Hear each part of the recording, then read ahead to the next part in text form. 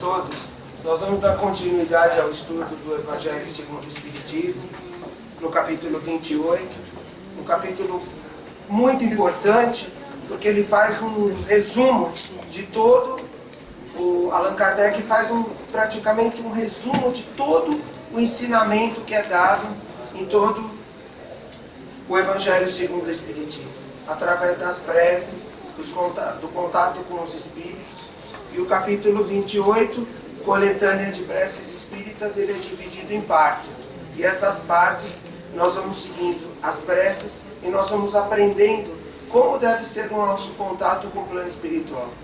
Como deve ser o contato, como nós devemos pedir, o que nós precisamos aprender em função daquilo, da nossa vida, do nosso dia a dia, da nossa mediunidade, do nosso trabalho no dia a dia e tudo mais.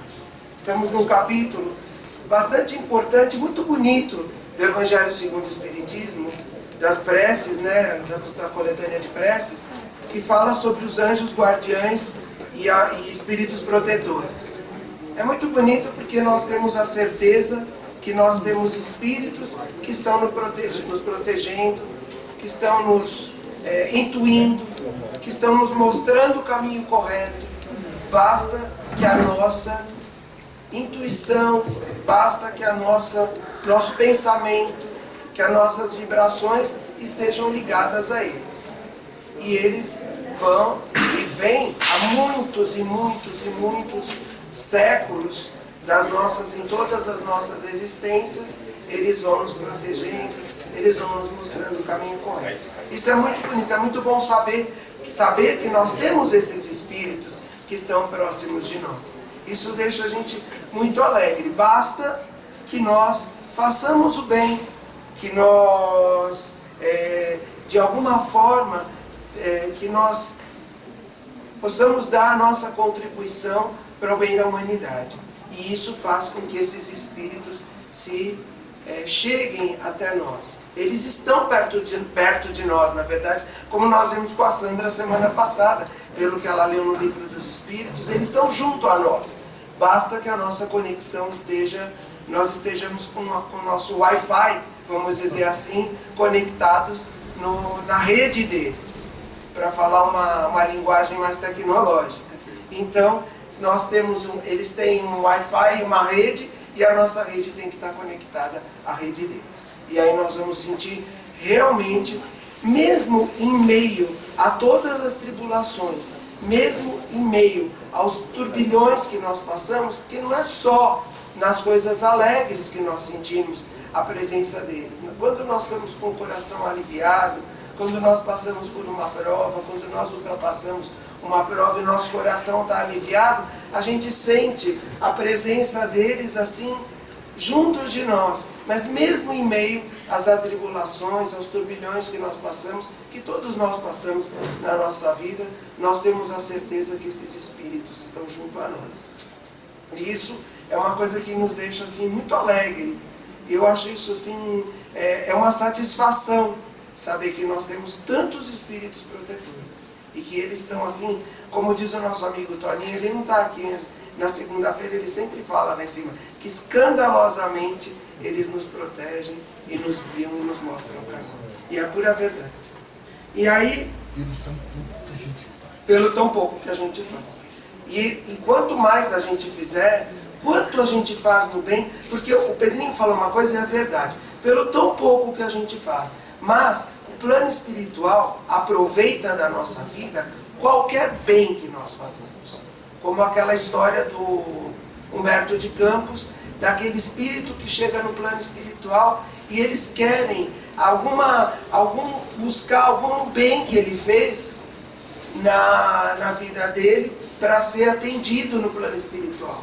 Porque os espíritos vão buscar qualquer bem que nós praticamos. E ele faz o quê? Eles vão pesquisando, e descobrem que falam, não, ele não fez bem nenhum, era intolerante, enfim, eu não me lembro direito da história, mas eles acabam descobrindo o quê? Que em uma certa ocasião ele deu um pão para um mendigo, para uma pessoa que estava passando na rua. Então, aquele pão que ele deu durante a existência dele foi motivo para ele ter algum ser atenuado alguma coisa da prova dele e tudo mais. Então, um pão que ele doou. É uma história do Humberto de Campos, isso é verdade. E nós fazemos tão pouco, mas vamos persistir, né, Pedrinho? Com certeza. Fazer sempre mais. É verdade, procurar sempre fazer a mais. Então a Sandra nos trouxe a semana passada umas perguntas do Livro dos Espíritos, leu o prefácio do Allan Kardec, mostrando quem são esses espíritos, como eles se aproximam de nós, como nós devemos fazer para nos aproximarmos deles, em que esferas se encontram esses espíritos, anjos, anjos da guarda, anjos guardiães, espíritos protetores, nossos mentores, e em que faixa eles se encontram. Que independente da faixa onde eles se encontram, a comunicação é toda feita por vibração, é toda feita fluidicamente. E nós vamos encontrar, e é tão verdade isso, que o Kardec, no final das questões do Livro dos Espíritos, ele fala isso, ele faz um comentário lá no final do Livro dos Espíritos, e ele diz assim, no comentário lá no final daquelas questões, ele diz: a doutrina dos anjos da guarda se chama Comentário de Kardec. A doutrina dos anjos da guarda, velando pelos protegidos, apesar da distância que separa os mundos, nada tem que deva surpreender. Pelo contrário, é grande e sublime. Que nós não devemos nem ficar surpresos com essa proteção, com esses anjos. E aí ele continua falando: não vemos sobre a terra um pai velar pelo filho, ainda que esteja distante, e ajudá-lo com seus conselhos através da correspondência? E os médiuns são o quê? O nosso correio, que eles vêm e trazem, os médiuns trazem a correspondência. Eles são o nosso correio. E eles mandam as mensagens, trazendo para nós consolo, nos encaminhando para tratamento e tudo aquilo que nós precisamos naquele momento.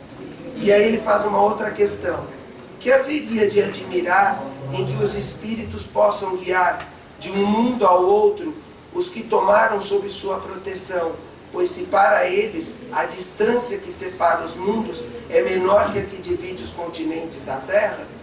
Então, não há distância para esses espíritos, como ele já havia falado no prefácio lá. E ele põe uma outra questão: não dispõem eles do fluido universal que liga a todos os mundos e os torna solidários, veículo imenso da transmissão do pensamento, como o ar é para nós o veículo da transmissão do som? Então ele ainda nos lembra do fluido cósmico universal. Ele nos remete ao quê? Ao estudo do fluido cósmico universal e ao estudo dos fluidos que estão lá no começo do Livro dos Espíritos, lá nas primeiras questões iniciais do Livro dos Espíritos. Então, não existe o fluido cósmico universal. Nós precisamos ficar surpresos com essa proteção e com esses anjos de guarda.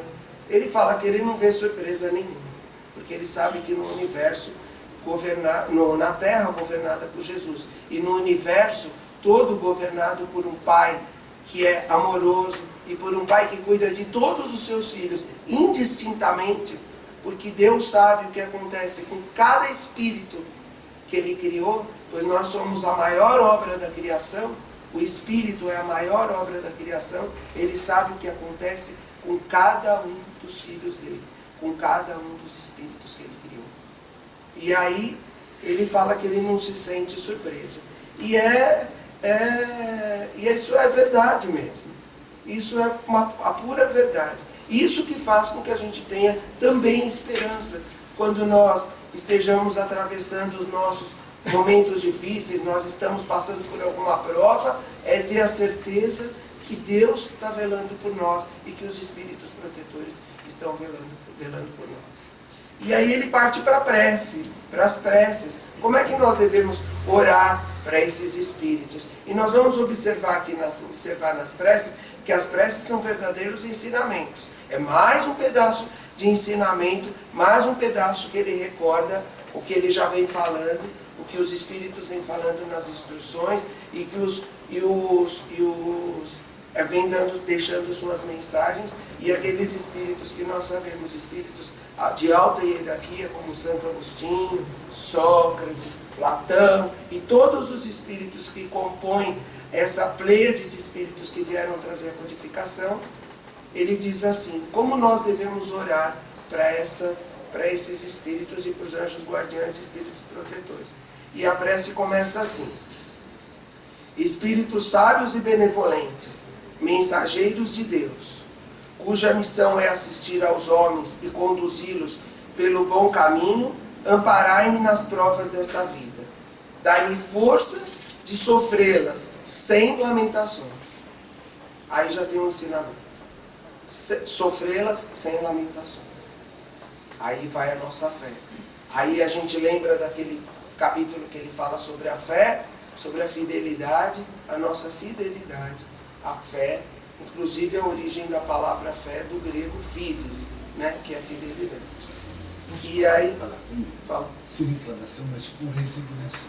Sem reclamação, mas sem lamentações e com resignação.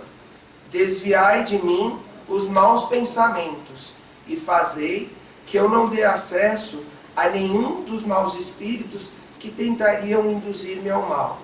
Esclarecei-me a consciência sobre os meus próprios defeitos e tirai-me dos olhos o véu do orgulho que poderia impedir-me de percebê-los e de confessá-los a mim mesmo. Então ele fala em pensamento, consciência e orgulho. Orgulho que nós devemos tirar. O véu do orgulho. Que faz com que possa, com que eu perceba as minhas dificuldades e não deixe confessá-los a mim mesmo. Conhecereis a verdade e a verdade vos libertará. Vós, sobretudo, meu anjo guardião, que velais mais particularmente por mim, e vós todos, espíritos protetores, que vos interessais por mim, fazei que eu me torne digno da vossa benevolência. Vós conheceis as minhas necessidades, que elas sejam satisfeitas segundo a vontade de Deus. Como diz no Pai Nosso: seja feita a vossa vontade, assim na terra como no céu. Que na verdade, bem da verdade, não é bem que seja feita a vontade de Deus, né? Nós estamos submetidos às leis de Deus. E se nós infringirmos de alguma forma essas leis, existe o infrator, existe a lei do retorno.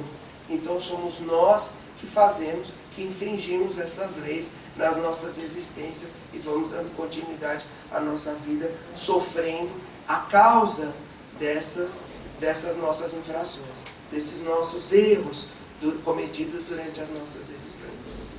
Isso faz também com que a gente pense da seguinte forma, que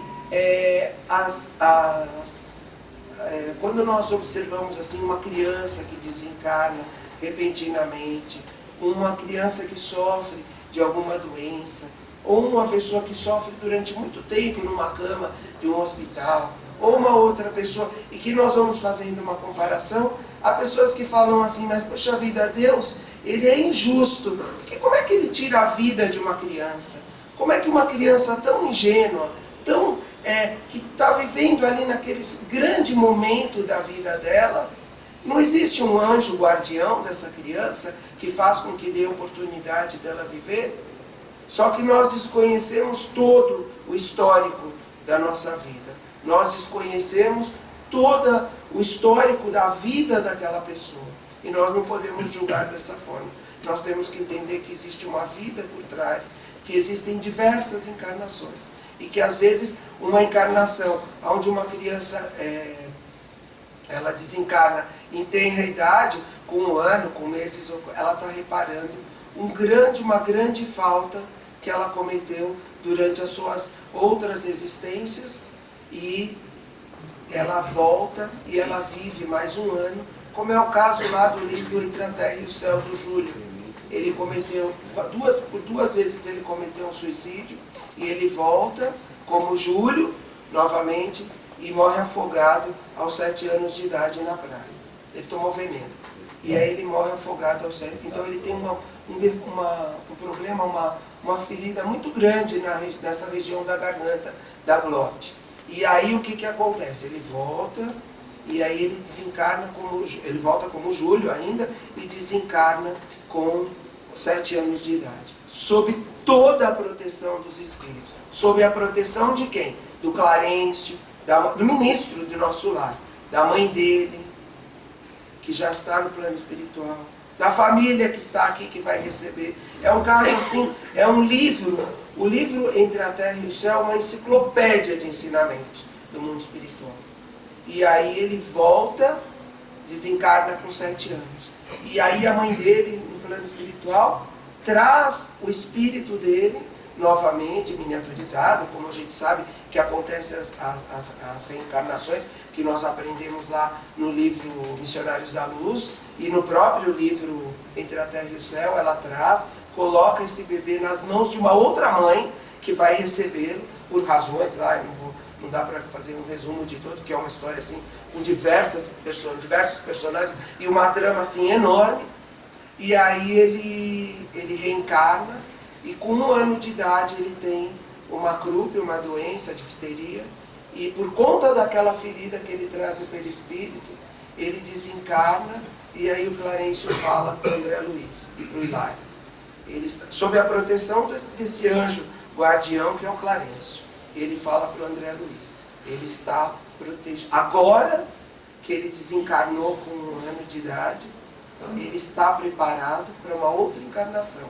Ele, vamos dizer assim, ele curou aquela ferida que ele tinha na região da glote, que ele tinha na garganta. E agora ele pode reencarnar e ter uma missão, e ter uma reencarnação onde ele pode viver durante diversos anos. E nós, se nós estivéssemos lá, íamos falar, tá vendo? Onde está Deus? Cadê o anjo da guarda dessa criança que desencarnou com uma doença que na época era uma doença mais grave, hoje talvez fosse uma doença menos, mas se ele tivesse que desencarnar, ele desencarnaria da mesma forma.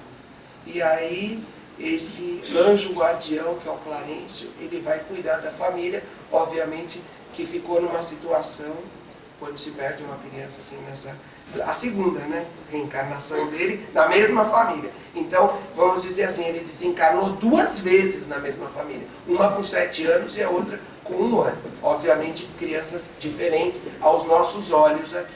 Então, esse anjo guardião, ele tem o quê? Ele vem trazer o quê? Ele vem trazer essa esperança. É essa prece que o André Luiz traz. É isso que o Kardec traz. É essa certeza que nós temos desses espíritos guardiães. E aí na segunda prece, ele diz assim: meu Deus, permiti que os bons espíritos que me assistem possam ajudar-me quando me acharem dificuldades e amparar-me nas minhas vacilações. Senhor, que eles me inspirem a fé, a esperança e a caridade. Que sejam para mim um apoio, uma esperança e uma prova da vossa misericórdia.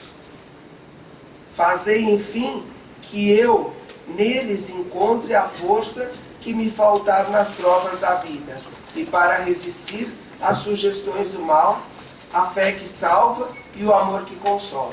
Mais uma vez ele recorre aos espíritos protetores para essa proteção, para fazer o quê? Com que mude a minha consciência, com que mude a minha visão de mundo, para que eu possa ser assistido pelos bons espíritos. E na terceira prece ele fala: espíritos amados, anjos guardiães, vós a quem Deus na sua infinita misericórdia permite velarem pelos homens, sede o nosso amparo nas provas desta vida terrena. Dai-nos força, dai-nos a força, a coragem e a resignação.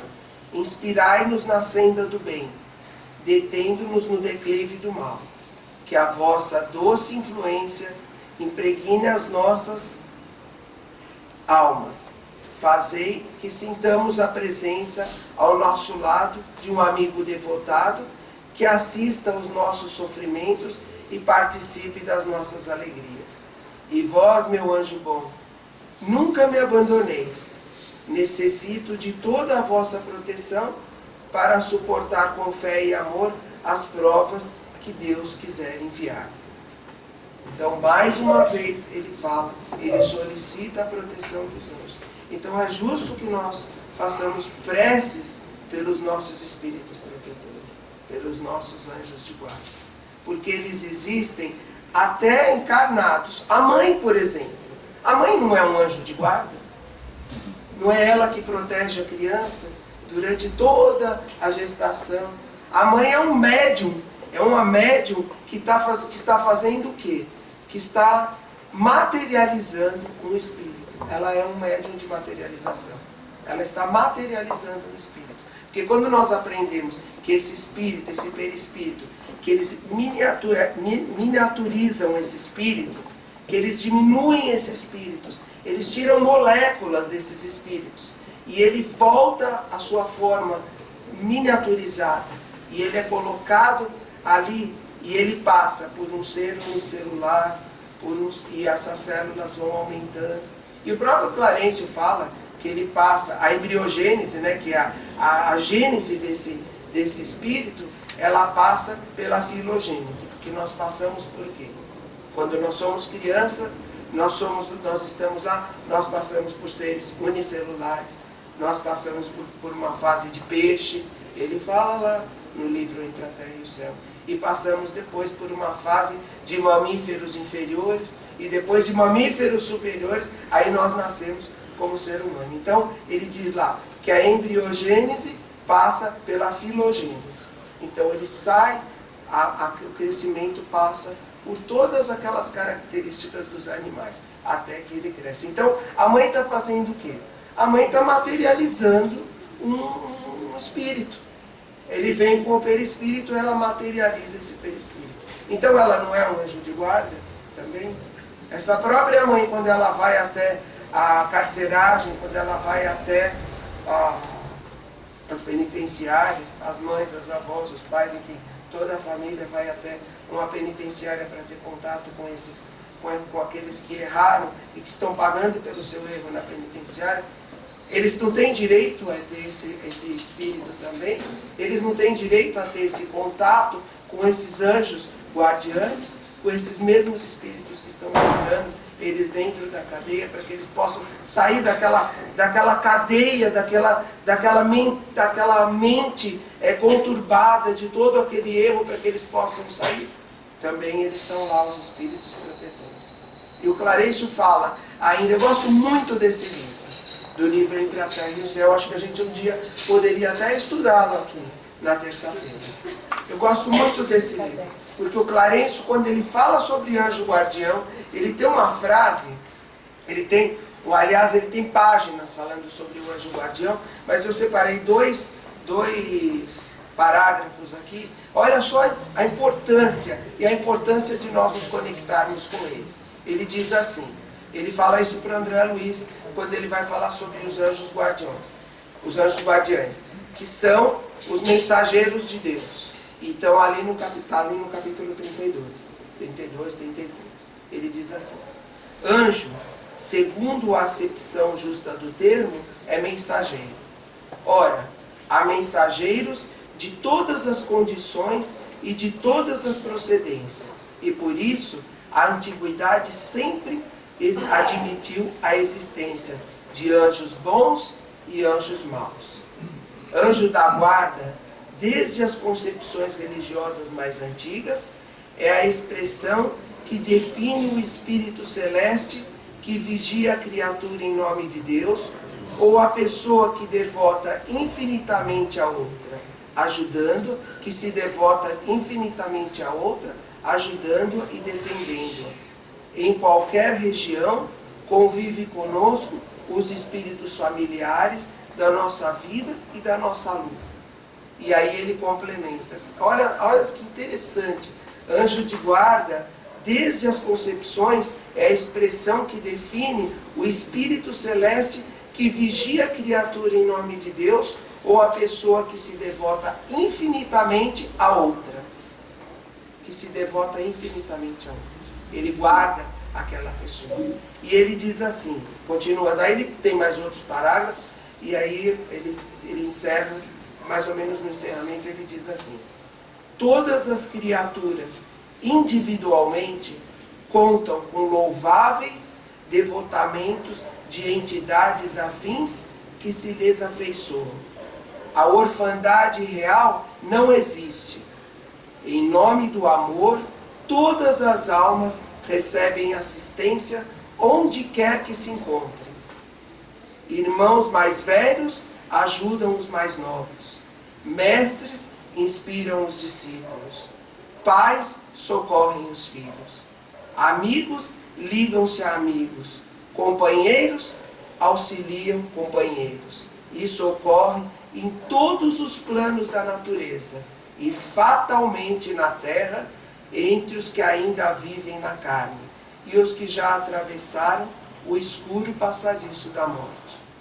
Os gregos sabiam disso e recorriam aos gênios invisíveis.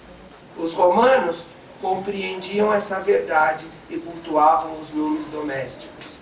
O gênio guardião será sempre um espírito benfazejo que para o protegido, benfazejo para o protegido, mas é imperioso anotar que os laços afetivos em torno de nós ainda se encontram em marcha ascendente para os mais altos níveis da vida. Isso nos dá a certeza de que todos nós contribuímos para o mesmo fim, auxiliar a humanidade. Essa é a certeza, em suma, o que ele quer dizer com isso? Que todos nós contribuímos para auxiliar a humanidade. No aonde? No amor ao semelhante. Então, quando nós fazemos o bem, quando nós realmente colocamos dentro das nossas possibilidades, não é uma coisa angelical não, mas dentro das nossas possibilidades de encarnados, com as nossas dificuldades, com os nossos dia a dia aí problemáticos, com as nossas desavenças, que não são poucas, com aqueles que também comungam do nosso pensamento, cada um de nós é reconhecido pelos Espíritos. E nós somos reconhecidos, como nós somos reconhecidos pelos Espíritos protetores? Pelo bem que nós fazemos. Então, isso nos torna reconhecidos pelo bem que nós fazemos. E aí nós vamos encontrar na literatura espírita, nós vamos encontrar em toda a obra do André Luiz, em toda a obra de grandes médiuns, da Ivone Pereira, com Memórias de um Suicida, em todos nos médiuns, enfim, todos aqueles e todos esses espíritos, e naqueles que escrevem livros, que também não são livros psicografados, mas livros que são tratados, como nós tivemos nos livros da doutora Marlene, também, nos livros que ela nos trouxe, na grande quantidade de ensinamento que ela nos trouxe em todos os livros dela. No último livro, Nos Pedaços do Espelho, que ela fala, nós vamos encontrar aquela frase de Pedro. Qual é a frase célebre de Pedro? Que o amor cobre uma multidão de pecados. E aí nós temos esses espíritos todos, só que a gente precisa o quê? Conexão. E nós precisamos o quê? Fé. Nós precisamos o quê? Trabalhar em benefício da humanidade, trazer algum trabalho, fazer algum trabalho. Isso não precisa ser um trabalho, nem um trabalho, só um trabalho de caridade. No nosso dia a dia também ele serve. Por exemplo, um médico que atende lá, que faz um trabalho, que ele atende, como André Luiz atendia algumas pessoas gratuitamente. Ainda que ele não quisesse, ainda que não fosse um trabalho, eu não estou aqui para julgar, mas o que o doutor Henrique de Luna fala para ele? Quem mandou as preces para você? Quem te mandou aquelas preces? Foram aqueles espíritos lá em nosso lar.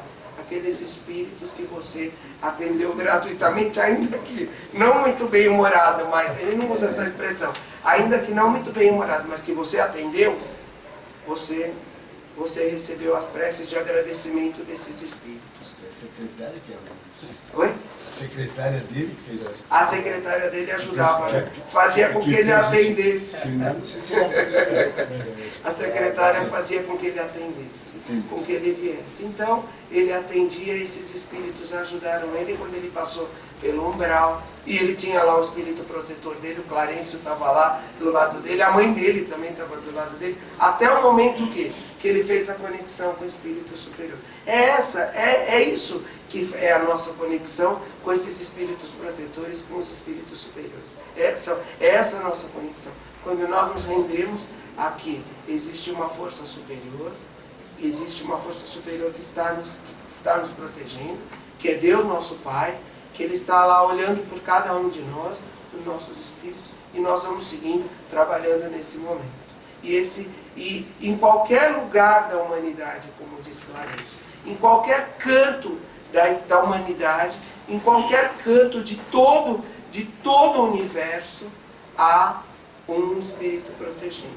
Desde lá das profundezas da terra, lá no caso da Matilde e do Gregório, que ela esperou 5 séculos, da irmã Clara, que estava esperando há 2000 anos e ainda não tinha conseguido que era um espírito de alta hierarquia, mas que ela estava velando lá pelos familiares dela, que ela estava esperando há 2000 anos e ainda não havia conseguido um resultado assim positivo, vamos dizer, mas ela estava lá firme, estava lá esperando. Quando a doutora Marlene nos fala também, eu lembrei disso, quando ela nos falou na reunião dos voluntários lá em Diadema, nos lembrou que ela levou 500 anos para juntar todos nós, trabalhadores do Grupo Espírita Caibachuta, para poder seguirmos junto, que ela via um grupo de espíritos subindo, e um grupo de espíritos trabalhando, e ela e os espíritos levaram 500 anos para que nós estivéssemos todos juntos.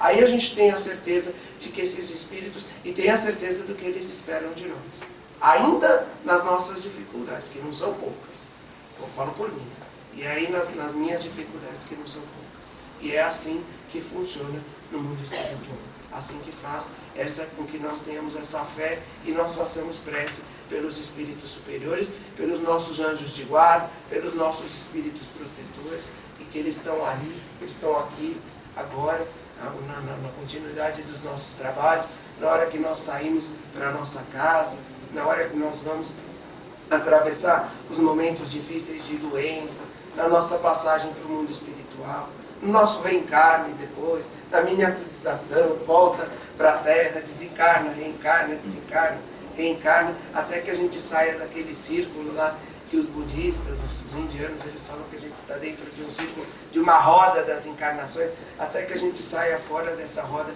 das encarnações e a gente passe a viver num plano superior, até que a gente vai aonde aconteça a segunda morte, que é o quê? A perda do perispírito, que é a evolução, a nossa evolução. É para isso que nós viemos, é para isso que nós devemos olhar. Se alguém quiser... eu queria lembrar uma coisa importante.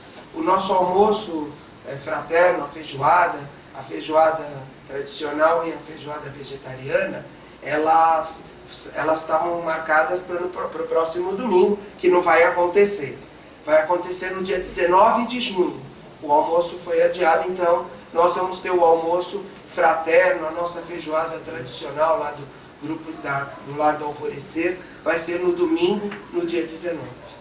Então, lembrar a todos, já para a gente fazer uma marquinha lá na nossa agenda, que no dia 19 nós vamos ter um almoço lá no Lar do Alvorecer e contamos com a colaboração de todos, porque a situação está complicada, não é por causa da crise não, é porque a situação é complicada, tem bastante criança lá dentro da creche, muita criança para ser assistida, tem muitos assistidos, 1.200 famílias, as avós, as crianças da evangelização, todo aquele conglomerado que acontece dentro do Lar do Alvorecer, que faz parte daqui do Grupo Espírita Caibachuta, e tem toda essa função, todo esse trabalho dentro do Lar do Alvorecer. Todo o trabalho que desenvolve de domingo a domingo. Então, dia 19 de junho, almoço lá na creche Lar do Alvorecer, vamos todos saborear a feijoada. Aí, isso é uma surpresa. Pode falar? Ah, bom, vai ter uma homenagem. Dia 18 é o aniversário da doutora Marlene. E no dia 19 nós vamos ter uma surpresa uma homenagem a... Boa noite.